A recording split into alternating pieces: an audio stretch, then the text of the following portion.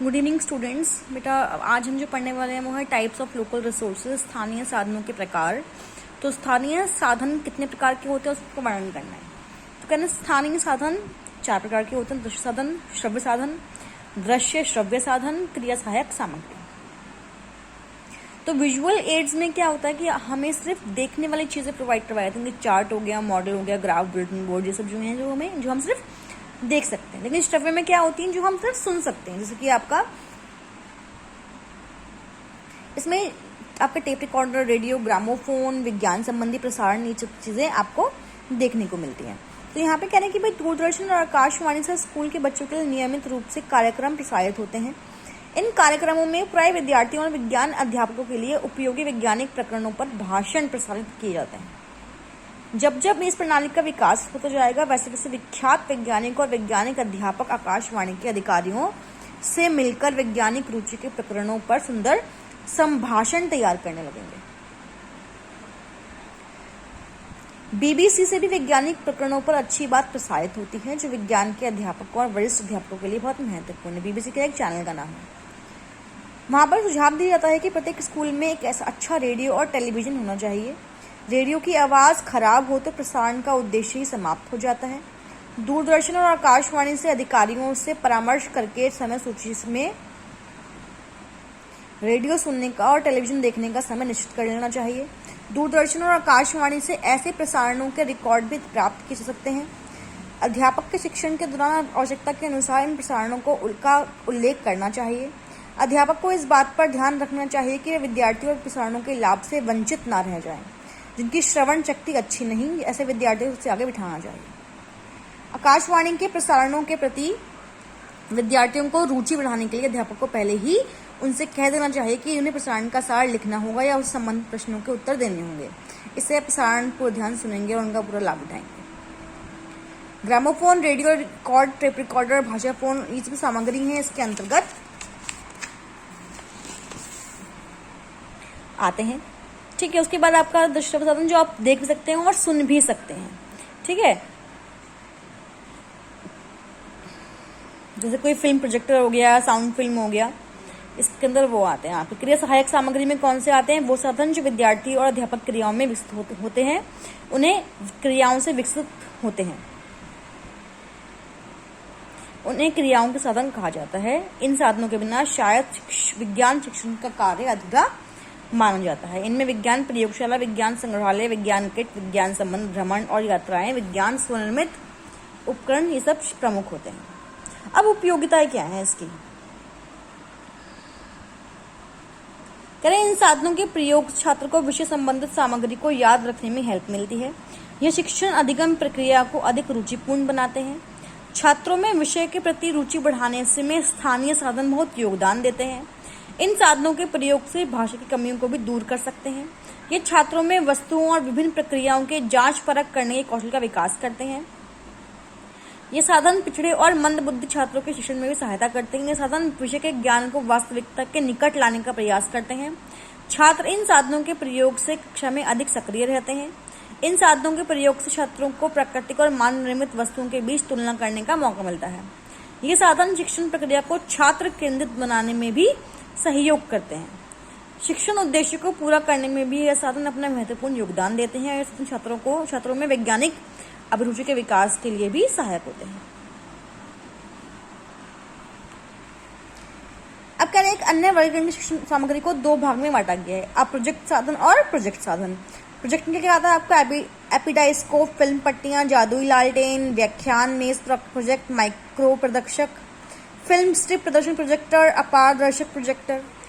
और non projected में आपके आते हैं श्याम पट, फ्लैनेल पट, विज्ञप्ति पट, चार्ट, चित्र और मॉडल, चार्ट, चित्र और मॉडल, ग्लोब और नमूने, ये आपके आते हैं नॉन प्रोजेक्टेड एड्स के अंदर। अगला जो क्वेश्चन है वो है आपका सामुदायिक साधन पर्याप्त अध्ययन पढ़ाने के लिए किस प्रकार से महत्वपूर्ण है, इसका वर्णन करना है। जो कम्युनिटी रिसोर्स है वो कैसे हेल्पफुल होती है। तो कह रहे हैं सिंपल तरीके से अगर बात करें, समुदाय का मतलब क्या होता है कि लोगों के ऐसे समूह से है जो निश्चित भूभाग पर साथ साथ रहते हैं और एक उद्देश्य के लिए नहीं बल्कि सामान्य उद्देश्यों के लिए साथ साथ मिलकर रहते हैं। मैकाइवर और पेज कहते हैं कि जब किसी छोटे या बड़े समूह के सदस्य इस प्रकार साथ साथ रहते हैं कि किसी विशेष हित में भी भागीदार न होकर सामान्य जीवन की मूलभूत दशाएं या स्थिति में भाग लेते हैं तो समूह को समुदाय कहते हैं। विशेषताएं क्या है समूह की? समुदाय मनुष्य का समूह होता है। समुदाय में बंधुत्व की भावना होती है, अपनी पहचान होती है, लोगों में एकता होती है, मिलजुल कर काम करते हैं, लोग आपस में सहयोग करते हैं और रीति रिवाज और मूल्य साझे होते हैं। सामाजिक संस्थाएं, पंचायत समितियां या स्कूल इसमें शामिल होते हैं। कहते हैं पर्यावरण अध्ययन विषय का समस्त शिक्षण स्कूल के अंदर ही नहीं होता बल्कि इसके बाहर समुदाय में भी होता है। समुदाय और समाज और स्कूल एक दूसरे के पूरक होते हैं। मनुष्य एक सामाजिक प्राणी के नाम जाना जाता है। हमारे जीवन में हमारा संपर्क कई प्रकार के लोगों से भी होता है, जिसमें डाकिया, इंजीनियर, डॉक्टर, अध्यापक, वकील ये सब लोग शामिल होते हैं। ये लोग समुदाय में विशेष अंग होते हैं। इनका इस्तेमाल सामुदायिक संसाधन के रूप में हम करते हैं। तो कह रहे हैं हम अपने दैनिक जीवन में यातायात के साधन का इस्तेमाल करते हैं। हम रेलवे स्टेशन, बस अड्डा, हवाई अड्डा आदि पर जाते हैं जहाँ हम कई प्रकार के लोगों से मिलते हैं जो अपने अपने समुदाय से संबंधित हैं। इन स्थानों पर हमें अलग अलग प्रकार की सामग्री देखने को भी मिलती है। सभी सामुदायिक संसाधनों के अंतर्गत आते हैं।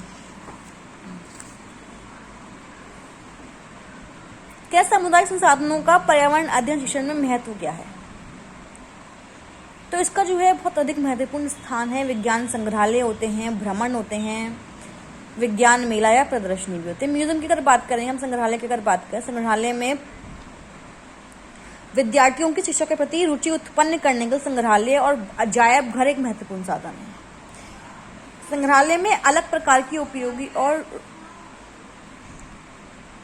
संग्रहालय में विभिन्न प्रकार की उपयोगी और सूचक सामग्री को इकट्ठा करके रखा जाता है। सामग्री की सहायता से पाठ को अधिक मनोरंजक और सजीव बनाया जाता है ताकि विद्यार्थियों से आसानी से समझ सके। प्राकृतिक वातावरण में वस्तुओं और प्राकृतिक क्रियाओं का निरीक्षण ज्ञान प्राप्ति का आदर्श साधन है, लेकिन जन शिक्षा की वर्तमान प्रणाली में इसके लिए कोई अवसर नहीं मिलता। अतः प्रदर्शनों द्वारा बाह्य संस्कार को कक्षा प्रयोगशाला में ले जाना चाहिए।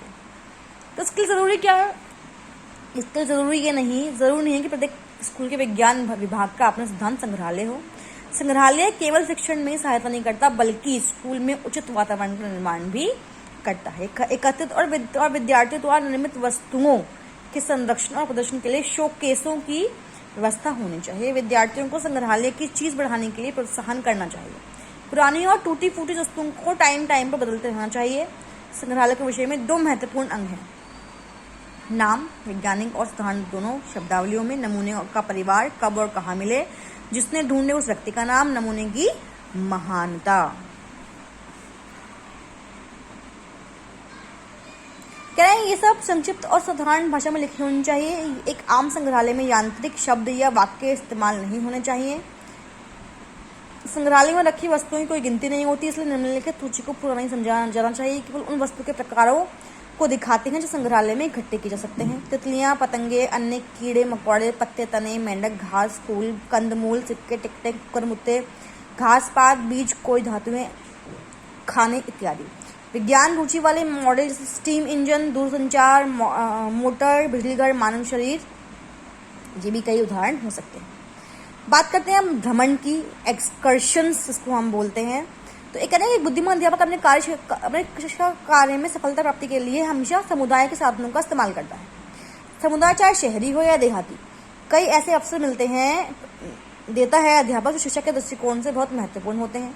विज्ञान शिक्षण के लिए ऐसे कुछ उपयोगी साधन हैं जैसे कि टेलीफोन एक्सचेंज, रेडियो स्टेशन, संग्रहालय, चिड़ियाघर, वनस्पति विज्ञान संबंध उद्यान, रासायनिक और अन्य प्लांट, हवाई अड्डे या बंदरगाह, इंजीनियरिंग वर्कर्स, मौसम संबंधी कार्यालय, फार्म, डेयरी और वन, जलापूर्ति और मल विसर्जन, दूरदर्शन केंद्र हो गया आपका, प्रदर्शनियां, कंप्यूटर केंद्र, विज्ञान भवन, ये सब चीजें आ गई। और कुछ शिक्षात्मक उद्देश्य इनके होते हैं। पहला होता है वैज्ञानिक जिज्ञासा को जगाने के लिए, किसी प्रोजेक्ट के लिए, शिक्षा कार्य को बढ़ाने के लिए, स्थानीय रुचि को विकसित करने के लिए। अगला आपका आता है विज्ञान मेला या प्रदर्शनी। तो इसमें क्या होता है कि पर्यावरण अध्ययन को रुचिपूर्ण और उपयोगी बनाने के लिए स्कूल में कभी कभी विज्ञान प्रदर्शनी और मेले का आयोजन भी करना चाहिए कि बच्चे को आप लेकर जाएं और बाहर घुमाएं, मेले में लेकर आए, मेले में चीज़ों को जो भी चीज़ों को समझाएं उसके बारे में बताएं बच्चे को, ताकि बच्चे की रुचि भी बढ़े और बच्चे को कुछ सीखने को ही मिले।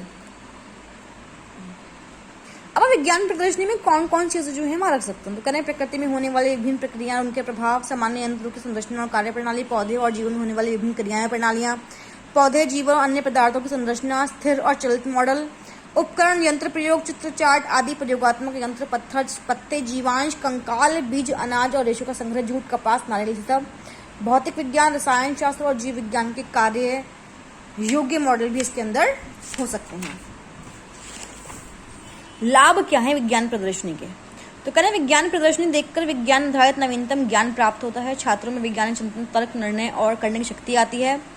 प्रदर्शनी की नवीन वस्तुओं और उपकरणों को देखने के लिए जिज्ञासा और रुचि जागृत होती है। प्रदर्शनी के विद्यालय में विज्ञान का वातावरण पैदा होता है, विज्ञान विषय के प्रति प्रेम भावना और वैज्ञानिक दृष्टिकोण उत्पन्न होता है, छात्रों को अपनी प्रतिभाओं के प्रदर्शन का अवसर मिलता है, छात्रों में आत्मसम्मान, स्वाभिमान और आत्मसंतुष्टि की भावना का भी विकास होता है। अगला टॉपिक है वो है आपका समाचार पत्र रिपोर्ट, न्यूज़पेपर की यहाँ पर बात करेंगे हम। न्यूज़पेपर में क्या है, तो क्वेश्चन क्या है आपका कि पर्यावरण अध्ययन के शिक्षण में समाचार पत्र की शिक्षण साधन के रूप में चर्चा करो कि जो आपका न्यूज़पेपर है वो किस प्रकार से एक साधन बन सकता है। अगर हम बात करें समाचार पत्र की, तो जो मुद्रण कला है, जो प्रिंटिंग प्रेस है, प्रिंटिंग आर्ट है, उसके आविष्कार के बाद चीज़ें जो है सामने आई महत्वपूर्ण चीज़। समाचार पत्र जो है हर घर में आज के तारीख में आपको देखने को मिलता है। सुबह के टाइम में लोगों को आदत होती है उसको पढ़ने की, दिन भर की जो भी घटनाएं होती हैं, परिवर्तन हुए हैं, जो भी चीज़ हमारे देश में हुआ है वो सब आपको समाचार पत्र में देखने को मिल जाता है। तो इसलिए हमारे दैनिक जीवन का एक महत्वपूर्ण अंग बन चुका है समाचार पत्र। इवन कुछ लोग तो ऐसे होते हैं कि सुबह उठते उनको उनके हाथ में अखबार चाहिए होता है, ठीक है। तो आज समाचार पत्र जो है शक्ति का स्रोत माने जाते हैं।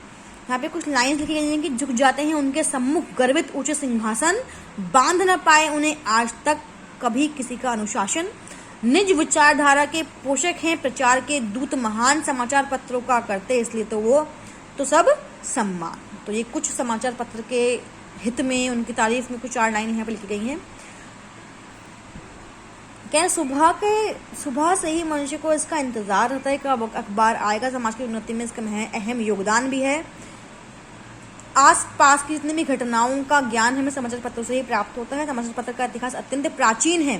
प्रथम ज्ञात समाचार पत्र 59 ईस्वी का द रोमन एक्ट ड्रना है। भारत में समाचार पत्र की शुरुआत बंगाल गजट से हुई थी। प्रथम हिंदी समाचार पत्र उद्दंत मार्दंड का प्रकाशन 30 मई 1826 ईस्वी को हुआ। बंगाल गजट का प्रकाशन 1780 ईस्वी में हुआ था। समाचार पत्र के प्रकाशन और प्रसार का श्रेय फ्रांस और इंग्लैंड को जाता है। पूर्व में समाचार पत्र का उपयोग सैनिकों द्वारा सूचना देने के लिए किया जाता था, लेकिन आज हमें इस तरह की सूचनाएं इनसे प्राप्त होती हैं। शिक्षा, खेल, मनोरंजन, साहित्य आदि की प्रमुख खबरें दैनिक समाचार में ही छपती हैं।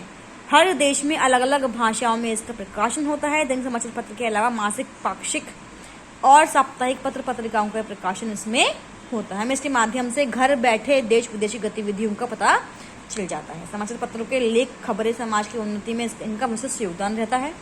आज इसका क्षेत्र काफी बढ़ गया है। समाचार पत्र संचार के साधनों में महत्वपूर्ण स्थान रखते हैं।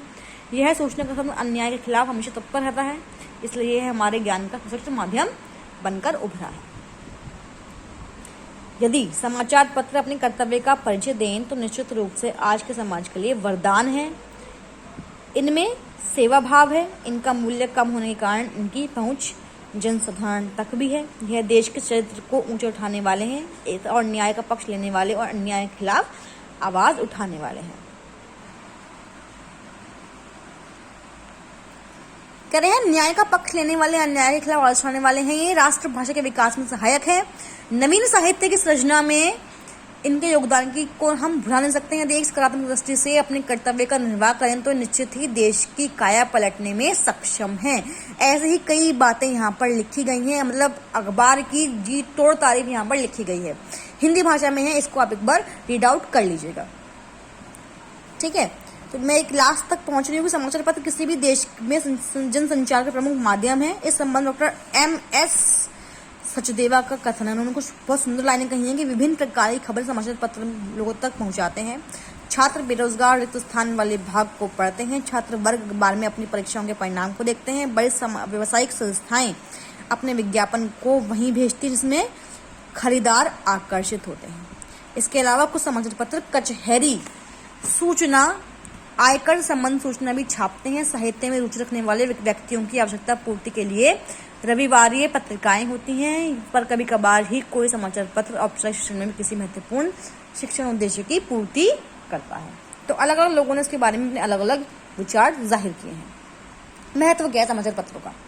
तो कहना है कि भाई समाचार पत्र पत्रिकाएं ज्ञान प्राप्ति का प्रभावी स्रोत हैं। इनके माध्यम से विज्ञान, कला, वाणिज्य, राजनीति आदि क्षेत्रों का विस्तृत ज्ञान प्राप्त किया जा सकता है। पाठ्य पुस्तक से विद्यार्थी को ज्ञान प्राप्त होता है। इसमें यदि कभी कमी रह गई तो वह समाचार पत्रों के माध्यम से पूरी हो सकती है। उदाहरण के लिए देश के नवनिर्वाचित राष्ट्रपति, प्रधानमंत्री आदि की जीवन से पहले उन्हें समाचार पत्रों के माध्यम से ही मिलती है। समाचार पत्र पत्रिकाएं विद्यार्थियों को उनकी सांस्कृतिक परंपराओं, रीतियों आदि से परिचित कराती हैं। इन्हें धार्मिक और राष्ट्रीय पक्षों से संबंधित अधिकतम जानकारी यहाँ पर देखने को मिलती है। समाचार पत्र पत्रिकाएं विद्यार्थियों के खाली समय का सदुपयोग करने में अत्यंत उपयोगी सिद्ध होती हैं। वे इन पत्र पत्रिकाओं से रंगीन चित्र, रोचक जानकारी आदि एकत्रित करके चार्ट, एल्बम आदि बना सकते हैं। ठीक है भाई, तो ऐसे ही कुछ 10 पॉइंट यहाँ पे दिए गए हैं। इन पॉइंट्स पर रीड आउट कर लीजिएगा, जो पढ़ लीजिएगा। जो भी डाउट रहते हैं वो आप मुझसे पूछ लीजिएगा। नेक्स्ट टॉपिक जो चलेगा वो फिल्म और एजुकेशनल फिल्म्स। ठीक है भाई, तो सिर्फ 16 क्वेश्चन हम लोगों ने मतलब आज एक नया टॉपिक हम लोगों ने क्लियर कर लिया है। 3 टॉपिक करे हैं नए, इनको आप अच्छे से देख लीजिएगा। जो डाउट रहता है आप मुझसे पूछ लीजिए।